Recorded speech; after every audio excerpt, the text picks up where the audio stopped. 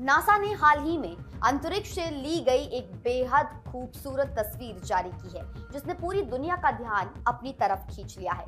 ये तस्वीर lagoon nebula की है, जो पृथ्वी से लगभग 4000 प्रकाश वर्ष दूर मौजूद एक विशाल गैस और धूल का बादल है।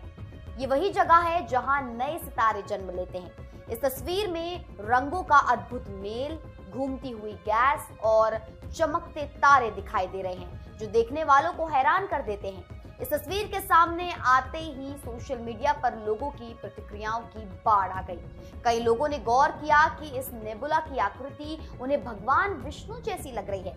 किसी को इसमें विष्णु जी का चेहरा दिखाई दिया तो किसी को उनका पूरा स्वरूप। भारत ही नहीं बल्कि दुनिया के अलग अलग देशों के लोगों ने भी इस तुलना पर अपनी राय रखी। कुछ लोगों ने इसे आस्था से जोड़ा तो कुछ ने इसे प्रकृति और ब्रह्मांड की अद्भुत कला बताया। नासा की तरफ से इस तस्वीर को पूरी तरह वैज्ञानिक नजरिए से समझाया गया है।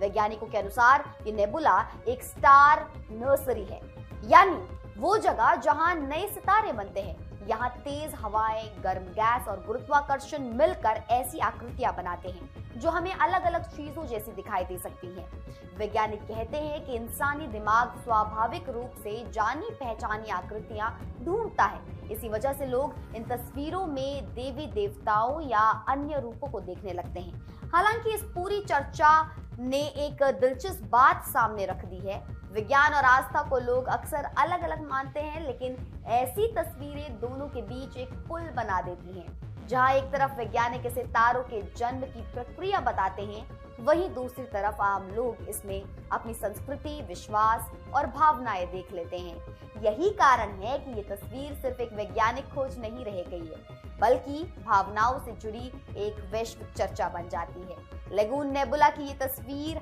हमें ये भी याद दिलाती है कि हमारा ब्रह्मांड कितना विशाल और रहस्यमय है। हम पृथ्वी पर बैठकर जिन चीजों को देखते हैं वे करोड़ों साल पहले की घटनाओं का नजारा होती हैं। ऐसे में जब कोई तस्वीर हमें सोचने, महसूस करने और सवाल पूछने पर मजबूर कर दे तो उसका महत्व और भी बढ़ जाता है। अंत में चाहे कोई भी विज्ञान की नजर से इसे देखे या आस्था की नजर से, एक बात साफ है, ब्रह्मांड की खूबसूरती हर इंसान को किसी न किसी रूप में छूती जरूर है। और शायद यही वजह है कि ऐसी तस्वीरें हमें बार बार आसमान की तरफ देखने पर मजबूर कर देती हैं।